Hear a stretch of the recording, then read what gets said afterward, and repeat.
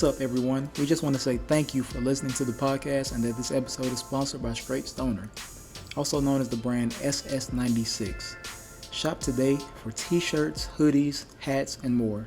For listening today, you receive not 10, not 15, not 20, but 30% off. Yes, that's right, 30% off.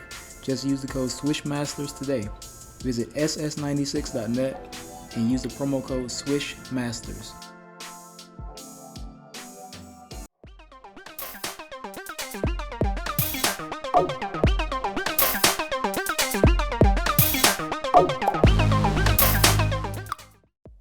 What's good, everyone? Welcome to another episode of the Swish Masters podcast. I am your co-host, Zay, the executive producer. What's up? I'm your co-host, Q the Guru. Zay, what's up, man? What's going on, man? Bro, I'm good. Back Still at it waiting again. for this NBA season, man. It's going to be a good one, man. It's going to be a hype season. I can't wait to see how my Heat do, see what Mr. Laurie and Jimmy and Bam come out and do. Yeah, we'll see. But until then, let's get into a topic we meant to touch on. But we finally have a chance to talk about it. Let's just slow it down. We can get a chance to switch it up a little bit. Right. Yeah. Let's go back in time to the 2018 draft.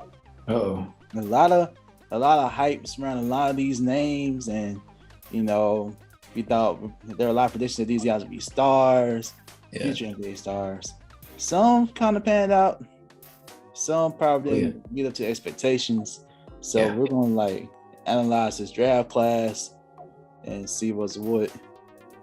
Who does are they still worthy of being like a top lottery pick? Yeah. So Let's dive into it, man. We got a few stars in this class, just a few, but definitely looking back at the draft, there are some moves that I think we will all make if we knew how they would pan out now. So fairly young still, but it is. It's only been about 3 years. Yeah. Since so, but I think it's enough data to Yeah, it's definitely enough sample size to show where they might or have some of them have projected to, or maybe even overachieved in some areas. So this draft class features obviously 2018 big names like Luka Doncic, Trae Young, Deandre Aiden, but some other guys that we thought would probably be a little bit better, but maybe, I'm not going to say won't, but haven't met expectations just yet. So without further ado. Let's get into it. The number one overall pick from 2018 was Deandre Aiden. Aiden blossomed this past season. The Suns playoff run. He played really well against the Lakers. Yep. All up until about the finals, that's where we kind of saw some slippage in play from Deandre. But either way, he deserves a big payday. That's coming. He deserves it. So Thoughts on Deandre? Does he still belong on the top? He's number one. Do you still have a number one? Like you said, Deandre, he's still a DeAndre, lottery pick, but I don't know about number one. I definitely think DeAndre Aiden has shown a lot of promise in his young career in Phoenix. He was big during the playoffs. Probably needed a little bit more out of him in the finals, but I think that he's still a top draft pick. I won't say number one compared to some of these guys we're going to name, but he's still top 5 easily in this draft to me. Let's talk about it was also draft based on need. The Phoenix already had a good young guard and Booker. So to think about some of the other names that came up in the draft, maybe they thought they wouldn't fit, but I don't know. I'm not the GM. I probably made some decisions, but anyway. We also got to think about that too. Is DeAndre the best big man in the draft? I had to scan through this list. Looking at it, I think that I would definitely say he's the best big in this draft. Okay. I don't think anybody. I'm not gonna say they don't come close, but overall on both sides of the court, skill wise and development to this point, he's the best big man in this draft. Okay. Yeah. We're gonna get to some other names in the future. When we get to this person, I'll highlight this person who I think could be on par with Aiden a little bit, but we'll get to that. Okay. It's just that it's kind of underrated based on the team, and they don't get much attention. So. Okay. All right. So number 2, the Kings. Looks like the Kings missed. All right. Anyway, Marvin Bagley. Marvin Bagley the third. Marvin Bagley the third. So much promise coming out of Duke. He is a 6'10", 11, basically 7-footer lefty that can shoot, he can post, mad athleticism coming out of Duke. And to be fair, he's had some injury problems, but for what I think Sacramento expected out of him, we haven't gotten the maximum potential of Marvin Bagley. Yeah, at least not yet. Yeah. Is Marvin Bagley still a lottery pick in your opinion? Is he still a lottery pick, meaning like 1 through 14? Let's go 1 through 10.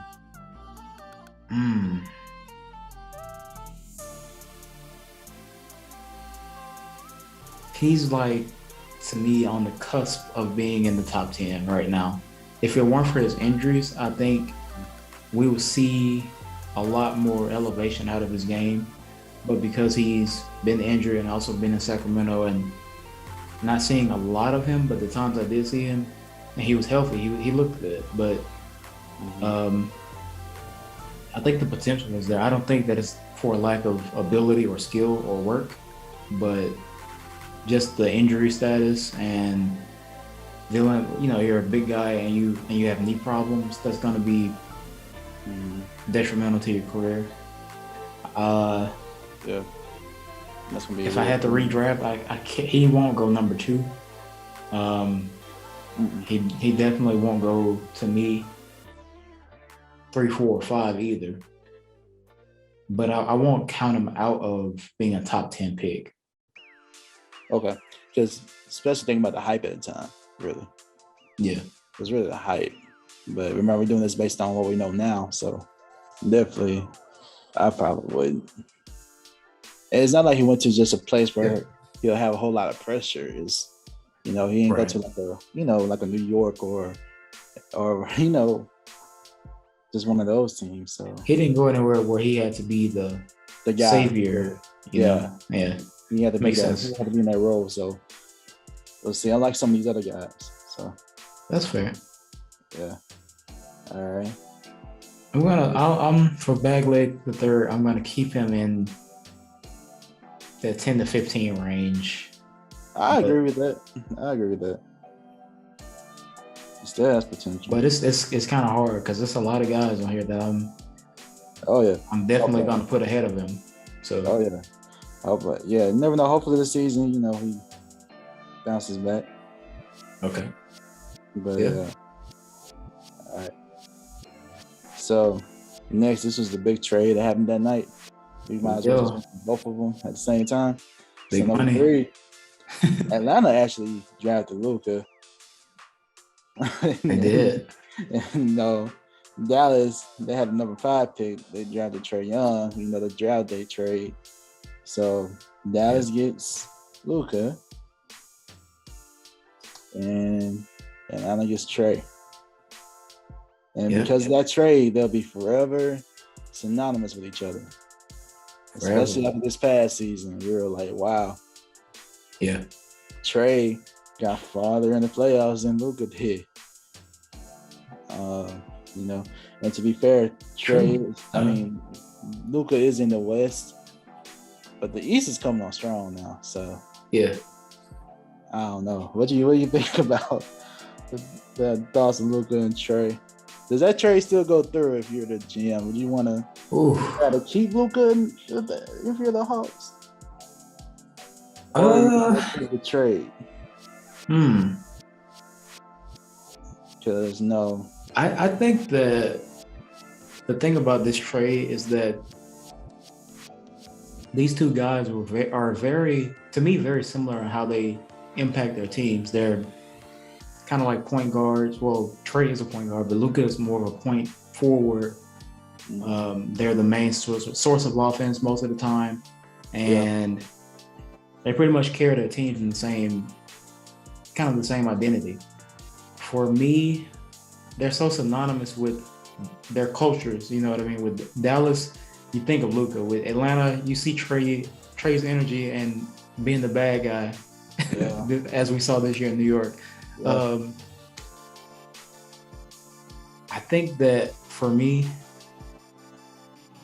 they wouldn't have been that low in the draft because to me, Luka probably would have been number one in this draft.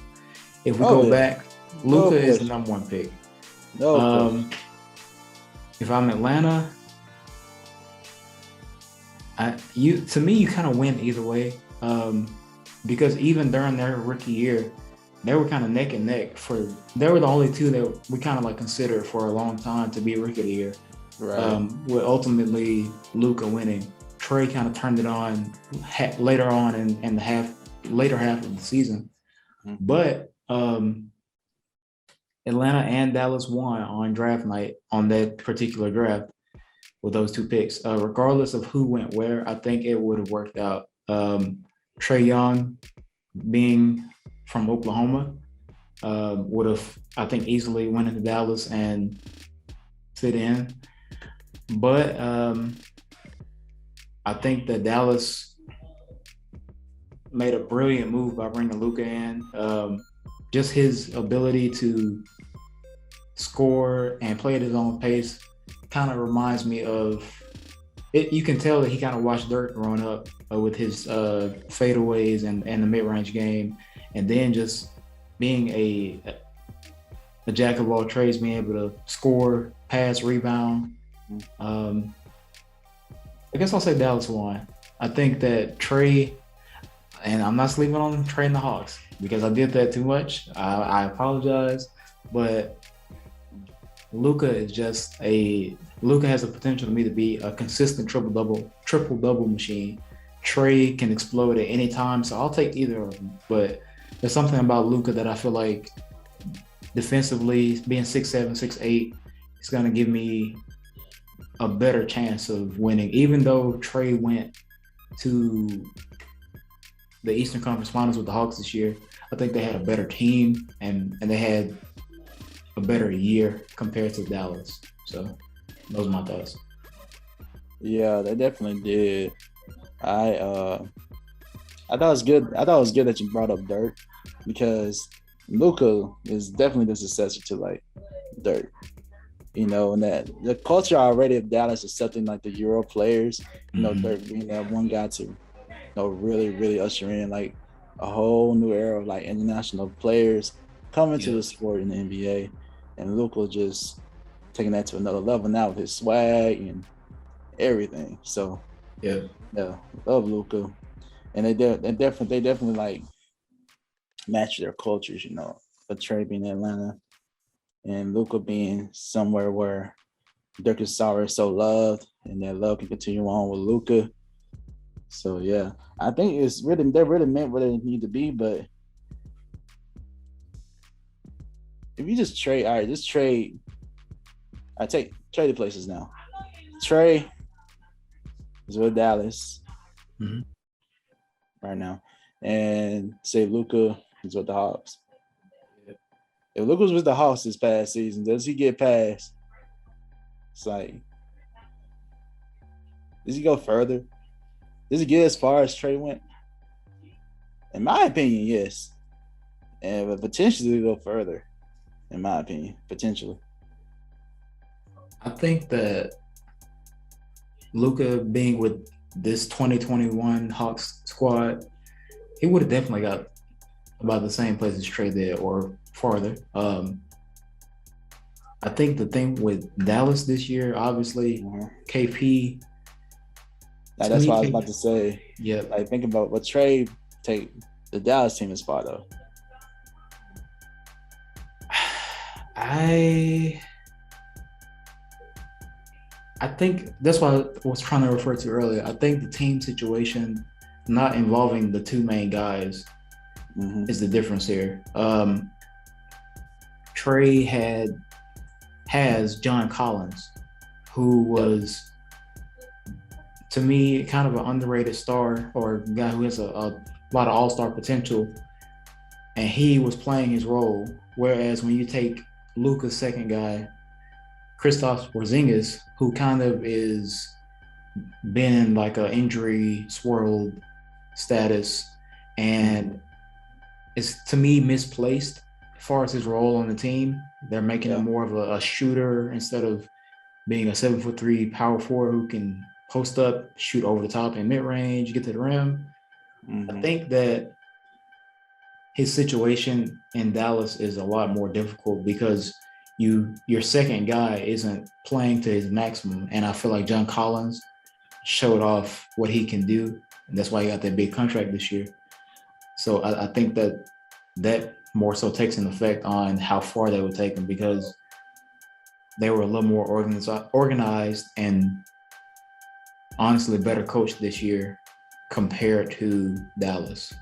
So if you put Luka in that, I think if you put Luka with this year's Hawks team, they obviously go far or conference finals. But if you put Trey with Dallas in that system as currently set up, I don't see it being going farther than it did this year. If not, first round bounce out to me. Yeah, it's really good. Really good point about the team construction. And especially the point about KP not really panning out to the Mavs' expectations, and otherwise, they could have been maybe in the Western Conference Finals. So potentially, and that would have been nice. So we'll see. Yeah, so shout out to both of them, but I think either way, we still will put Luka number one. Luka one. Trey Luka's almost a unicorn, man. He can do it all. So and he has size. That's the only thing he has on Trae Young. They can both shoot the ball exceptionally well. They can pass, playmaking. Luka's probably a better rebounder, but like I said, that goes into size. So So I'm excited to see where the careers go. I think they're the future of the league, and they're going to be playing a long time. We're going to enjoy their matchups as well as just seeing them take on other NBA stars. So, it's good. Yeah. All right, man. Yeah, Memphis took Jaren Jackson Jr. at number 4, and that was a guy I was going to mention, but Deandre Aiden, because he defense, he gives you defense, and this is the thing. DeAndre doesn't shoot as well as Jaren Jackson does. I'll give you that. Jaren Jackson Jr.'s range actually be like a 3-level scorer compared to DeAndre. I mean, DeAndre can be great in the post, but Jaren had little moves in the post. But the other thing is just that he can shoot. I mean, remember we talked about just how important shooting is now in this league. So I think that gives him a little bit more value. But I'm not saying he's better than DeAndre. I'm just saying he can be on par, as he can be considered to be one of the best big men in the draft. Yeah. In my opinion. I think Memphis did great with this pick. You already know. I think you made a good point. Jaren Jackson Jr. obviously come out of Michigan State, I'm sorry. Obviously showed that he could shoot. He could score off the dribble. He has size. He's long. Could defend. But not this year. He just came back from injury. So that was a big thing that bogged him down. And I think if he was healthy, Memphis might have done probably even better than they did. But they played pretty well, made the playoffs, and put the Warriors out of the play-in tournament. Oh yeah, they're making progress there, and I think once he gets healthy, they're going to be a very good squad, tough team to grind it out in Memphis in. Yeah, but especially snitch on him and Ja Morant. That can be a lethal combo once Jaren Jackson Jr. is healthy for real, like in the pick and roll and pick and pop. My thing about Jaren Jackson Jr. though, compared to Deandre Aiden,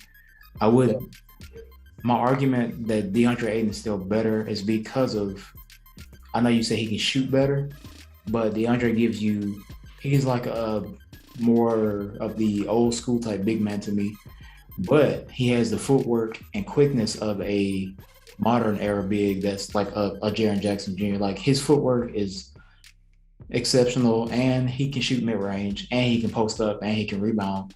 I think he's got like a bit better physical prowess compared to a Jaren Jackson Jr. And obviously, we know the importance of shooting in today's league, but when it comes to size, we saw that be a huge factor in the finals that Deandre Aiden played in with the Bucks. So I think that, and I don't doubt that Deandre Aiden can stretch his game out to the three, but I don't think they really need that from him.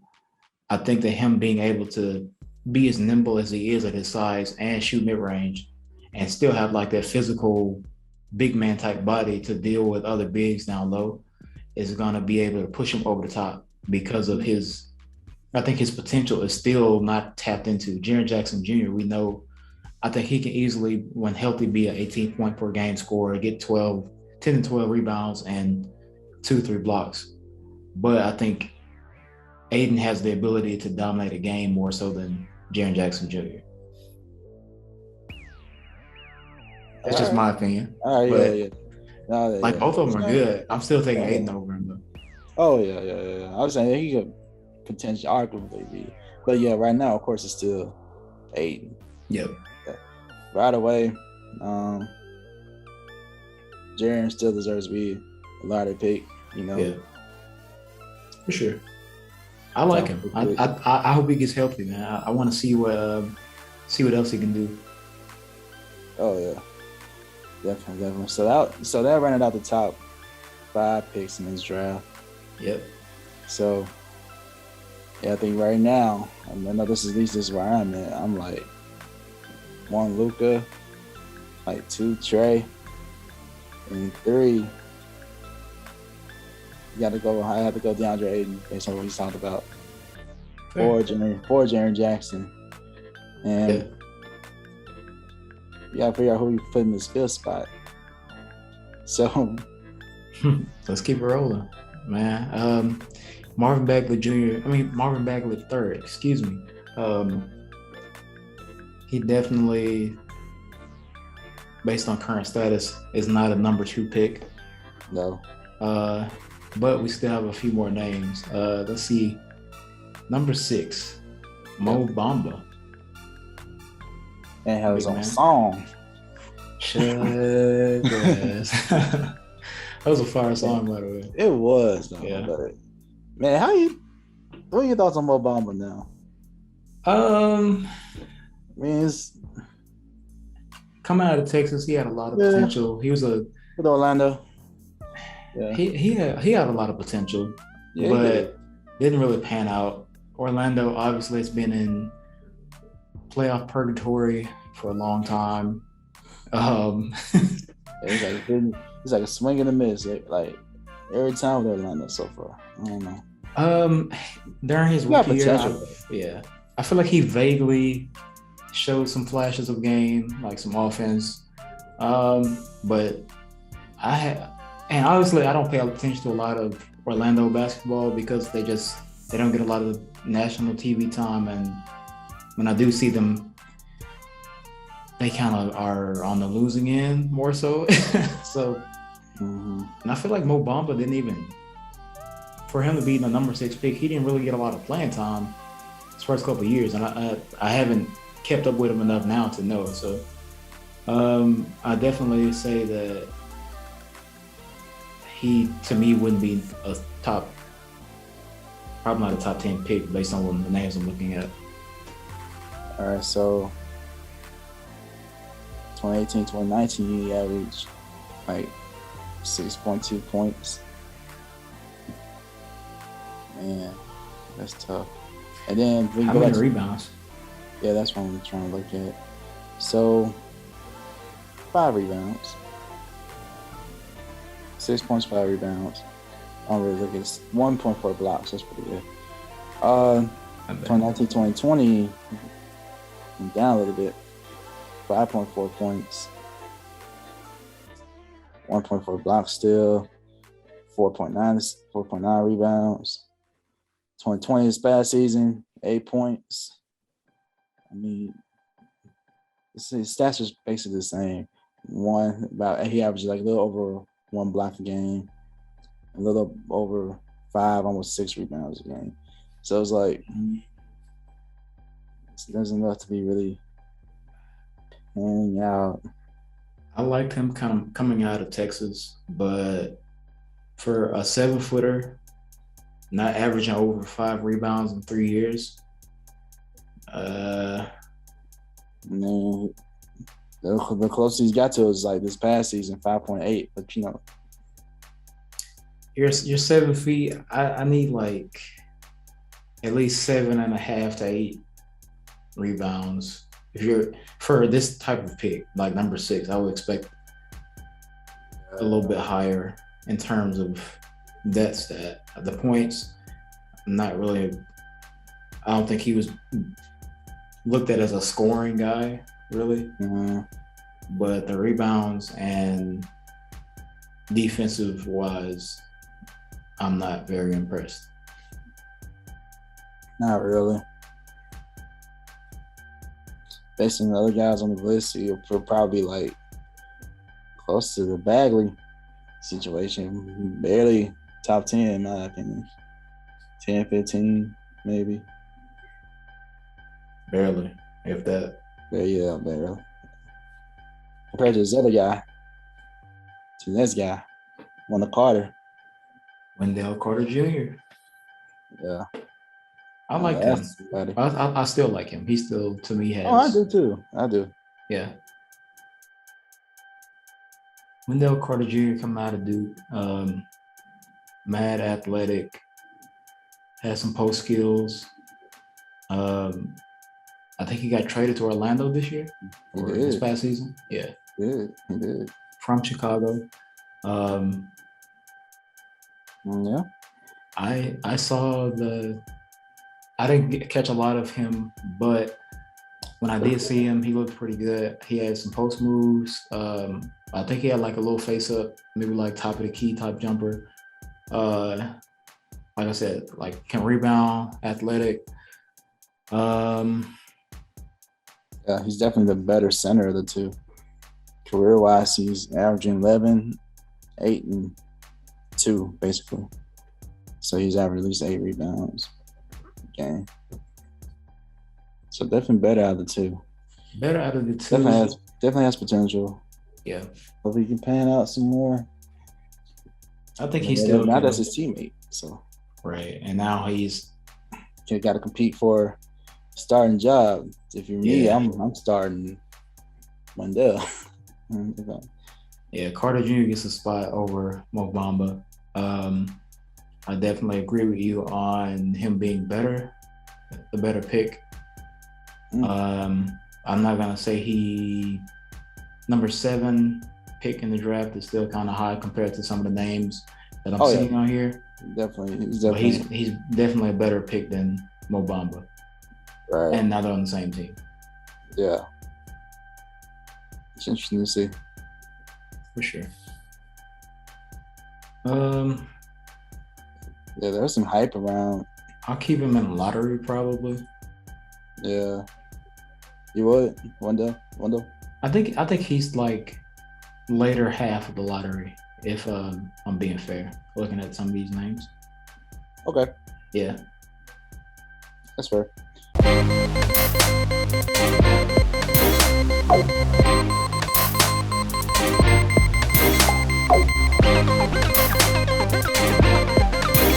Oh.